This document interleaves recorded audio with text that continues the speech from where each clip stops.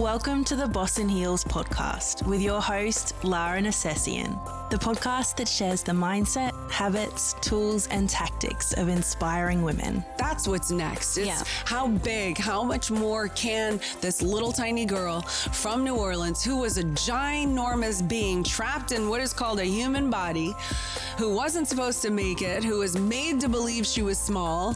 Well, what happens if she unleashes just a little bit of her potential? And that's what I'm interested in.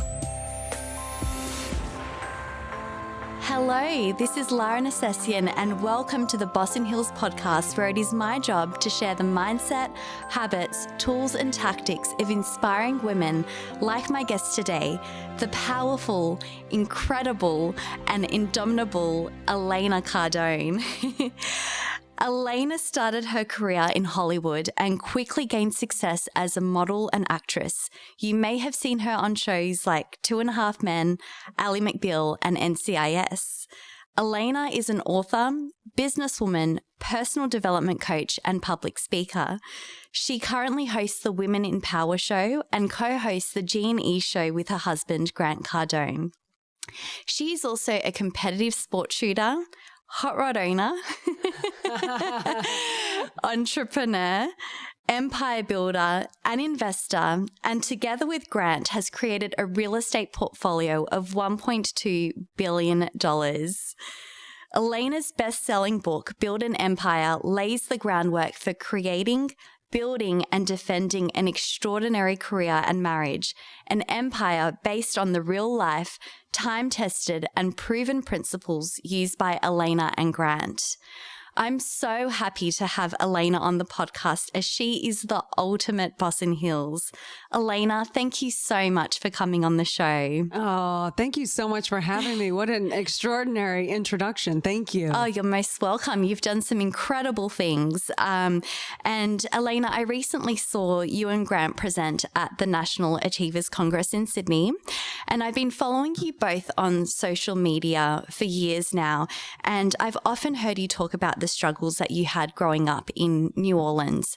Nobody gave you the keys to the kingdom. So were you always that ambitious? What gave you this drive and where did the vision come from?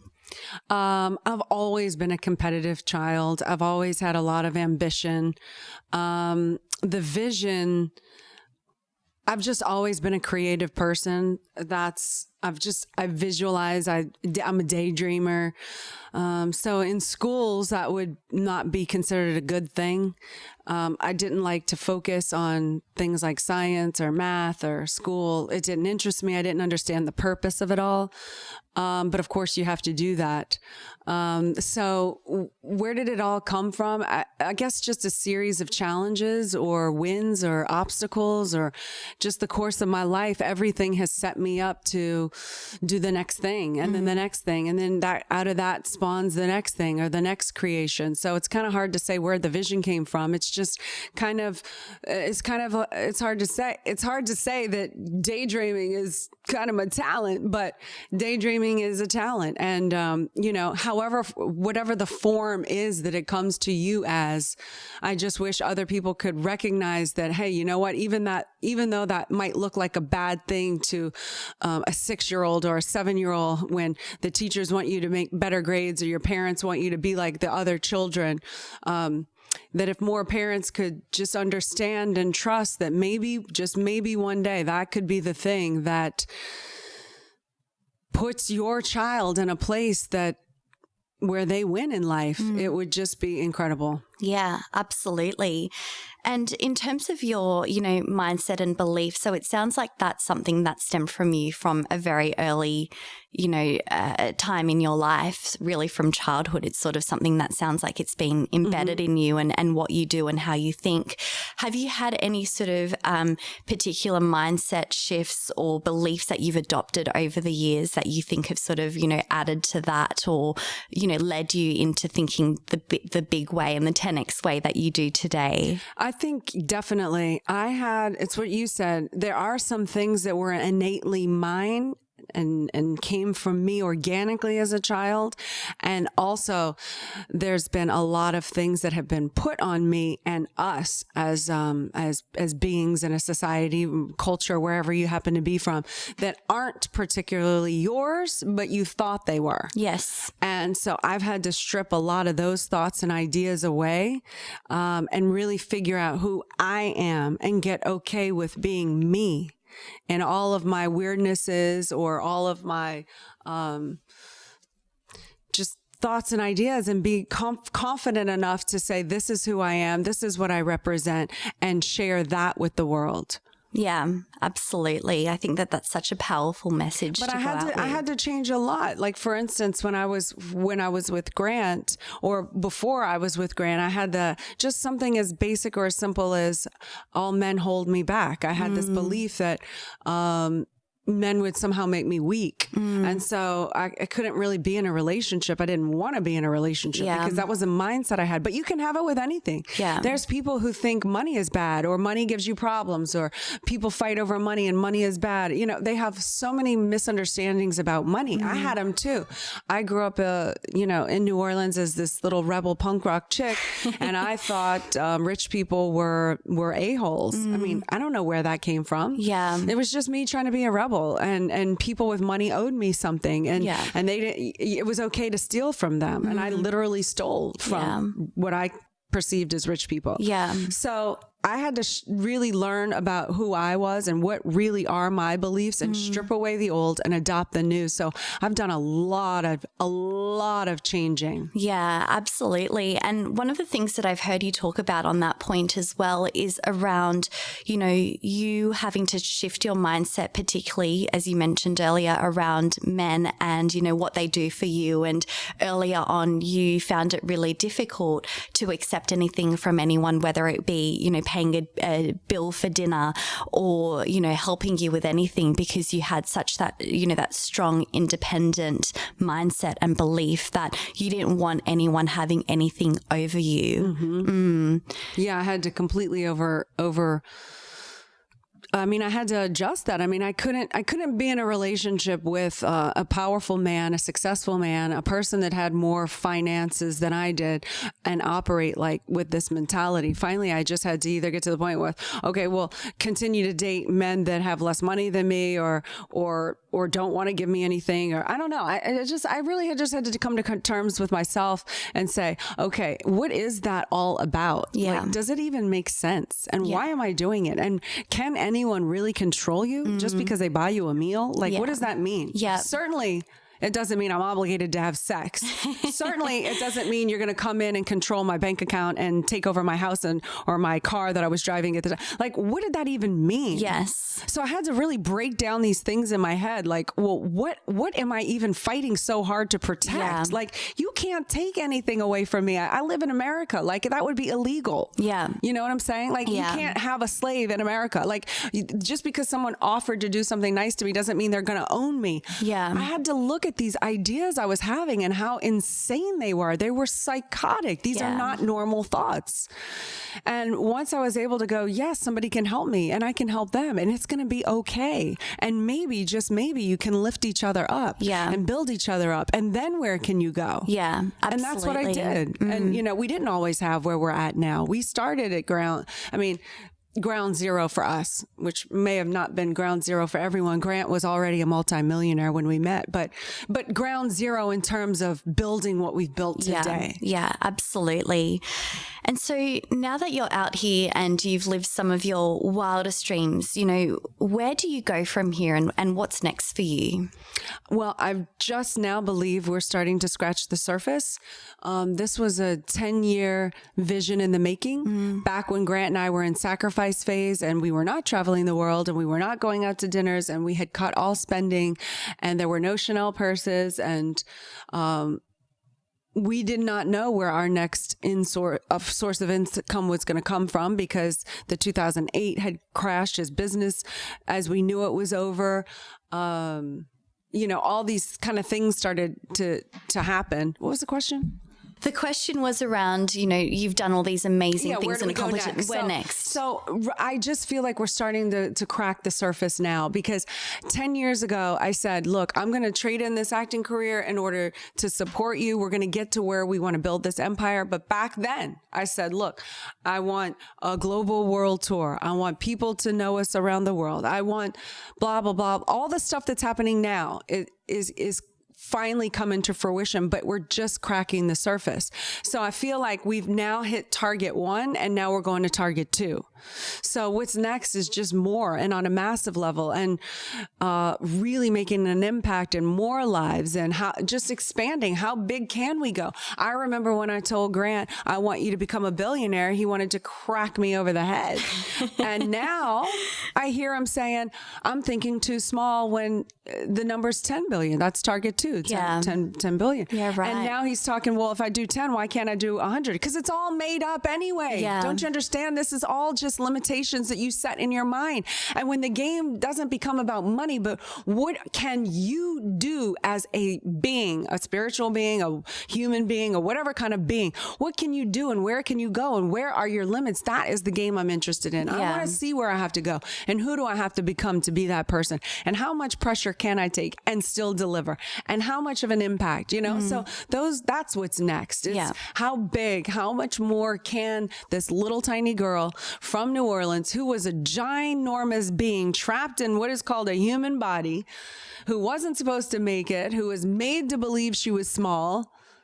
Well, what happens if she unleashes just a little bit of her potential? And that's what I'm interested in. So that's what I'm interested in. And when's enough? It'll never be enough for me. Yeah. I always want more. I always want to push more. Yeah. When I look into the mirror and I can say, I live in a perfect world, and, we're all doing the best that we can, and there is no more war and crime and criminality and drugs, and then I can say enough is enough. Yeah. But until then, there's work to be done. Yeah. There's always work to be done. There's people in pain in this planet that are suffering unnecessarily because they have the wrong information. Yeah. And if I have something, I owe an obligation to society and to myself to at least share what I know for anyone out there, that if I can just say one little thing that'll help change the trajectory, if that's even the word, of the course of their life to improve it, then my God, I've done my job. Yeah. But I want to do that on a massive level. Yeah, that's incredible. At the end of last year, you published your book, Build an Empire, where you really took a deep dive into your marriage and your life. So what inspired you to write the book, and why now?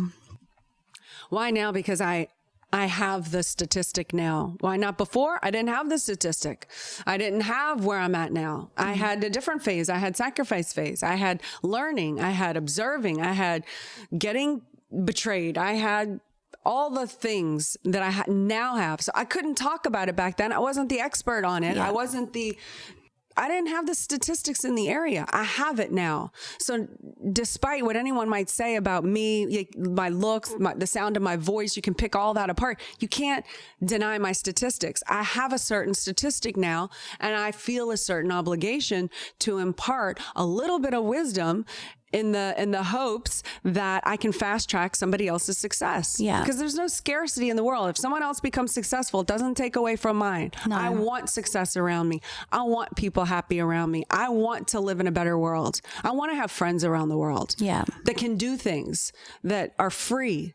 Yeah. So I want to help people. That's why now I have, certainly not the only way, and I'm still learning, but I have enough information that I think I can help people. That's why now. It's incredible. And you have such a powerful message in your book. One of the things that you do talk about is protecting your empire. And what would you say are some of the biggest challenges for you right now, and how do you stand up to them? The biggest challenges are always the ones of the people that you let inside the empire. Those are the ones that you trust, you've spent time with, they know everything about everything. They're on the inside. And certainly I don't expect every single employee to stay with us for forever. I mean, I understand that, but there's a way to leave, and there's a way to move on where you're not betraying or backstabbing or, and again, I want other people to succeed, but I also have an empire to protect. So if we have non-competes. I mean, you can't just come in and to my organization and get what you get and then try to damage my organization internally and mess up the people internally in my organization and then leave and try to do the exact same thing and steal my people and clients and customers. That's an enemy. That's not a friend. That's not cool. Yeah. So I have a lot of that to deal with. I have the people that come in that, you trusted in this and that. And then, you have money. They have, you can have money. Oh, let's sue them over this, even though it didn't happen and wasn't true. And it's a complete lie. It's their word against yours. You're the big guy with the money. So, people are more sympathetic to the victim. Oh, they hurt them. They talked about their spiritual beliefs. Oh, it ruined me for life. Not true. I don't talk about my spiritual beliefs with my employees, but people want to sue and this and that. Anyway, it's those little things that you have to overcome, like getting, metaphorically punched to the gut with people that you've trusted in and treated like family, and learning how to have a betrayal and move on from it and trust again. Because if I don't trust again and move on and believe in the next person, then they won. Then they jaded me and the enemy wins. Yeah. So I can't let that happen. I believe in people. I believe people are good. Yeah. Yeah, absolutely. But I'm also willing to confront that man can be evil. Yes. And that's the hardest thing for me to confront. But anyway, man is basically good. Anyway, yeah. No, I just wanted to get that in there. I don't want anyone to think I'm so naive to think everyone's good. No. And you do spend a lot of time, from what I understand, vetting and, checking people before you invite them into your kingdom, your work, your home, your life. So I imagine that you do quite a lot of time, and you spend quite a lot of time really making sure that those people are right as well as you can before you let them in. Right. Yeah. Yeah. Yeah. And then you learn as you go, and then you don't have time, you've neglected it, and you missed a few things and whatever. Yeah. You make mistakes. Yeah, you do. You make mistakes and you learn from them. You learn from them. Yeah, exactly. So one of the other things that you spoke about quite a lot in your book is knowing your role in business and in your relationship. So you are the visionary and Gran is the beast. So how did you identify these roles in your relationship, and how did they come about? Well, it was just so clear and so obvious. Grant is a beast. He's a negotiator. He's a sales. He knows real estate. He knows how to look at a deal. He knows math. He knows accounting. He knows, all those things I don't know, and I don't do well. So it's not like I'm going to pretend like I know them well just so I can be the boss against Grant. No. So it was really easy. He's running the business, and and I'll be the sounding board, and I'll be his assistant if I have to be at times. I'll wear different roles around him in order to facilitate what is optimum in the moment. But no, it's clear that, I'm a daydreamer. I vision, I have things come to me, ideas come to me. Yeah. Whether they come to me as trying to solve a problem or in a happy moment, it doesn't matter. They come to me in all different ways. And not just with Grant. Like sometimes they happen to me with random friends too.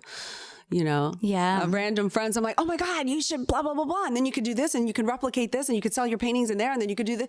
And I have all these crazy visions and they're like, yeah. And then I realize, stay focused.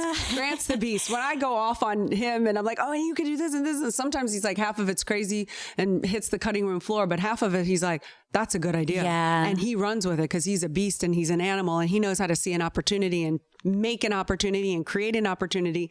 So I stick with my thing, when sometimes I get scattered and want to, have these visions for other people. And then I realize, well, that's not my husband. That's not I'm not in a marriage with her either, But sometimes they listen to me though. Yeah. And they do it. And then they say, Elena, wow, that changed my life. Yeah. And that makes me so happy. I'm like, wow, that idea worked. It worked. It's incredible. I knew it was going to work. Yeah. But it wouldn't have worked as just an idea. They had to do it. Yeah, exactly. They had to execute. Yeah. But I love when they make me right. Yeah. Because I love when I'm validated for my visions. Yeah. It's amazing. It's such an incredible gift to have. Yeah. Thank you. Yeah, of course. So you you and Grant often talk about wanting to give back to people and, you know, wanting to make an impact and a difference to people's lives. And I have heard Grant talk about it in the sense of the mega rich drawing the curtains once they've made it. Mm-hmm. And then I've heard you talk about it in the sense of your passion and purpose and what really matters to you now. So what motivates you to give back to people and to share your blueprints for success? Well, I understand, before I get into that, I understand why they shut the curtains. I do. Because they want their privacy, because of so many things. So many people want things from you. So many people might want to attack you. So many different elements. So I understand the closing of the door thing. A lot of people get backstabbed enough. People don't realize that. People think, oh, rich people, they can afford anything. Rich people, like what? Rich people don't have feelings. Rich people don't feel when you frickin' stab them in the back. And they've had that so many times, but no one cares because they're rich people. Nothing can hurt rich people. They don't have feelings because they have all the money in the world, you know? So I understand the drawing of the curtains because I've been tempted to do it myself sometimes. I'm like, what am I doing? Like, this is ridiculous. But what motivates me is that I'm a little person. I'm a little person from the streets of New Orleans. I never went to college. I was not good in school. I'm uneducated. I didn't even know that Brisbane was in Australia until I came here. I am not worldly. I'm a little girl who was not supposed to make it from New Orleans, and I fucking did it. Yeah. And I rarely curse I rarely curse ever. Yeah. But I did it. And so I keep those curtains open because all the little me's of the world, just like me, can do it. Yeah. They can do it. And that's why I work so hard. Yeah. Because it's not just for the chosen ones. It's not just for the people that you think, oh, they have it all. No, you can have it too. Yeah. You just have to have the right information and the willingness to work, and you can do it. Yeah. And I am that. I want to be that for myself and for all the other me's. Yeah. That is incredible. I absolutely love that. Thank you for sharing. Aww. So I guess that we're getting close to the end of our interview now. You know, at the beginning of the podcast, we spoke about all of the amazing things that you do. You do so many things. I was like, wow, note to self, I am awesome. I was like, yeah, that's an intro. Well, it's all you, and it's all there. So, you know, out of all the things that you do, what is the number one thing that you want to be remembered for the most? I want to be remembered for being that person who did or said something that inspired somebody to change the direction of their life for the better. Yeah. That's what I want. Yeah. Like, wow, she changed the world. If I can do that one person at a time, I change the world. It's incredible. Love that. So we're going to wrap up with doing 5 rapid fire questions. Okay. Are you up for that? Oh, yeah, for sure. Yeah, for sure. Okay, great. So what is one piece of advice that you would give to your 20-year-old self? To me, at 20 years old, I'd say, Elena, no more drugs. Like none. Yeah. No more alcohol. You don't need it. You got to focus. You got to become an asset, figure out who you are and what you have to exchange, and get yourself ready, because you are not a small person. You are big, and you're going to do big and great, important things, and stop effing off. Yeah. And become a friend. Be the best friend to yourself and stop abusing yourself. You don't need to do that. You need to focus on your greatness. Yeah. And be your own best friend. Hold yourself accountable. Forgive yourself when you make a mistake, and know that the world awaits your greatness. Yeah. Amazing. Love that. What is one thing that you've gotten better at saying no to? Oh God, everything.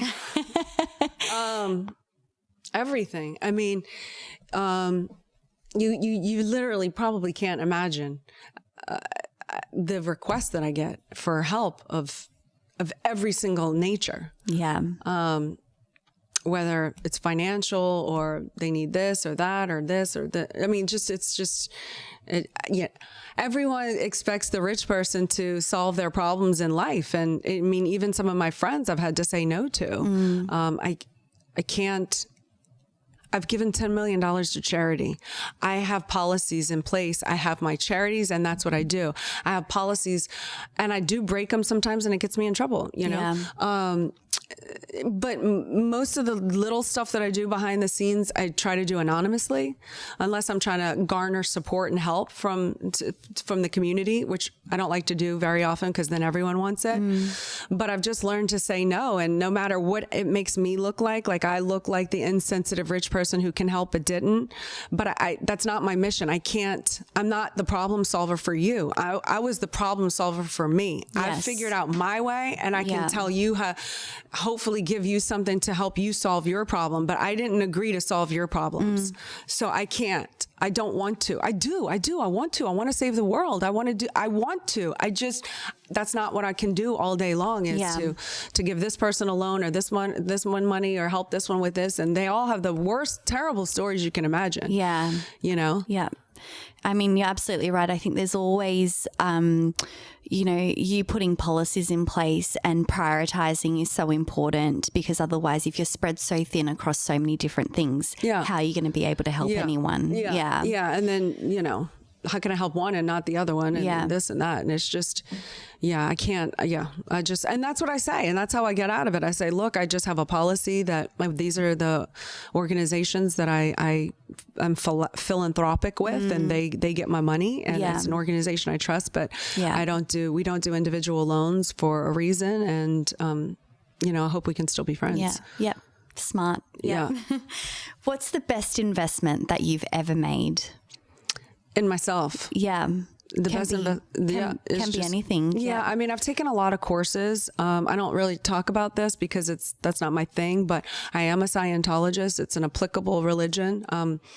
So I've taken a lot of courses there that have changed my world. I've learned finances, communication, overcoming ups and downs in life, how to improve conditions with others. I mean, these are all how to confront and shatter suppression. How to grasp statistics in life, for work.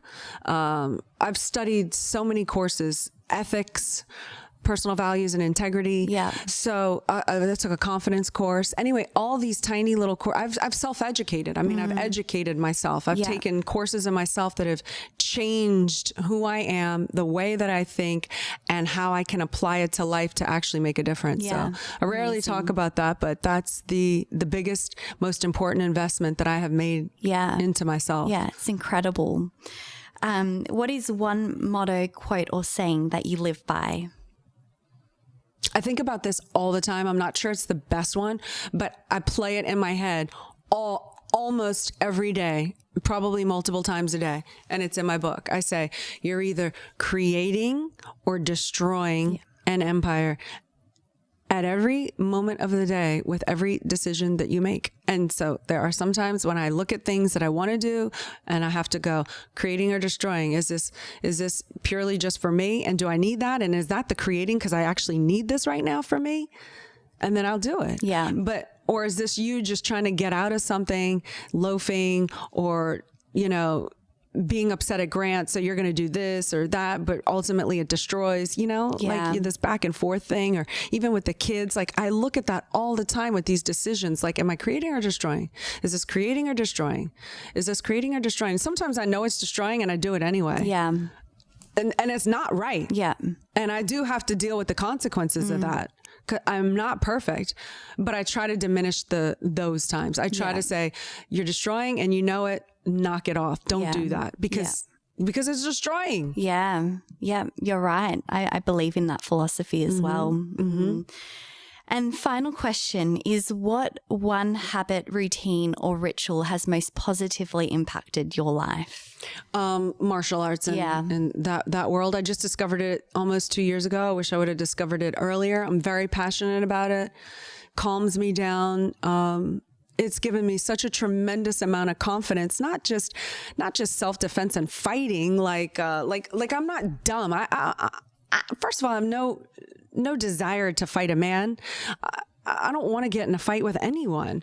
So it's not that it gives me confidence like, oh, I can beat up a man. Like, I'm not dumb, but it gives me confidence in life. Like, wow, I overcame a fear of getting hit when those guys, and I'm in headgear and I have my boxing gloves and they're tapping me just to get used to it. And I'm going, like fluttering my eyes and scared. And I can't even control that because it's just an automatic thing inside of me to get scared and overwhelmed. And now I can sit there and they can really punch me, like for real, not just trying to get me over the fear, but they can really punch me and I can stand there and look them in the eyes and hit back. What does that do for me in life? Yeah. That gives me courage. I can walk up to anyone and put my hand out and say, hi, my name is Elena. What is your name? Like, I can say, oh, excuse me, waiter, I don't love this meal. Can you please send it back and have them bring me something else? Do you know how hard that was for me as a woman? I don't want to offend anybody, or I don't want them. I don't want to upset anybody. Like, I played all these stupid little games. Now I'm like, I don't have to be mean. I'm like, this is terrible. I say it in the nicest way, but I don't have to eat something I don't want to eat. You know what I'm saying? I do. And I do that on all levels in life. Yeah. And that's helped me get there. Yeah. I mean, I know it sounds small, but it's the small things over a consistent period of time that makes you great and gives you confidence. Absolutely. And I know it sounds hard to make the transition that the martial arts world helped me to be able to say, can you please return this meal and get me something else? Yeah. But it has. I can see that. You know? Yeah. Yeah. And it's not like, oh, I'm going to kick your butt if you don't because I'm strong. No, that is like the last route I would take. Yeah. But you get my point. I do. Yeah. I do. The connection completely makes sense to me. And I'm stronger and I have muscles now. And I'm like, wow, I can actually wake up every morning at 5 a.m. and pull myself out of a comfortable bed and go get beat on for 2 hours and feel good about it. Yeah. And I can do that. Like the confidence, lastly, I know you want these rapid fire, but confidence comes from doing what you say you're going to do. Yeah. And that's how you build confidence. And so, getting up, showing up, working out, doing the thing, living up to your commitments, that's how you gain confidence. Yeah, absolutely. I love that. So you and Grant have got so many amazing events and things going on right now. So what are you promoting at the moment? Where can people find you and see what you're up to and buy a copy of your book? My book is free, although out to Sydney, the shipping is more expensive. But the book is free. You can get that at elenacardone.com/empire. I've also now built an online training program for the Build the Empire course. You can get that at elenacardone.com/pre-order. It's going to be 75 segments. That's the thing I'm pushing and I'm about to launch up. I really want to make an impact into this women's empowerment kind of arena. I'm doing more of my Women Empower interviews and episodes all around the world. Then also we're promoting Cardone Capital. We have now opened it up to non-accredited investors as well as accredited investors. This is also in the U.S. and outside of the U.S. So, someone from Australia, for instance, can make an investment in American real estate, an American cash flowing real estate investment, which y'all don't have here. Yeah. Not to the degree we do. And America's on sale. And every time I come to a place like Sydney and I see how expensive it is, I tell Grant, we need to go home and buy everything we can get our hands on because I understand that. So there's Cardone Capital. Then there's 10X Growth Con, which is going to be in Las Vegas in February 21st to the 23rd. That's an amazing conference we put on. If anyone can make it out there, I don't suggest they miss that. That's 10xgrowthcon.com. The thing that I have coming up, I don't know when this comes out, but the Grant Cardone Boot Camp, which is this August 26th and 27th, Monday and Tuesday. You can go to gcbootcamp.com if you want to do a deep dive into your business. Anyway, we have a lot of stuff. I could sit here and tell you about 10 more things, but I don't want to overwhelm your audience. No, that's perfect. You do have a lot going on, but it's all incredible positive things that are really making an impact to people's lives. So thank you for the work that you do. And thank you so much for your time, Elena. This This has been an absolute blast. I have loved our conversation. Oh, me too. And you are just an incredible powerhouse. So thank you so much for coming on the show. Thank you. Thank you so much for listening to another episode of the Boss in Heels podcast. Be sure to visit bossinheels.com for a ton of information, resources, and articles on all things career and personal development. And subscribe to this podcast for all future episodes.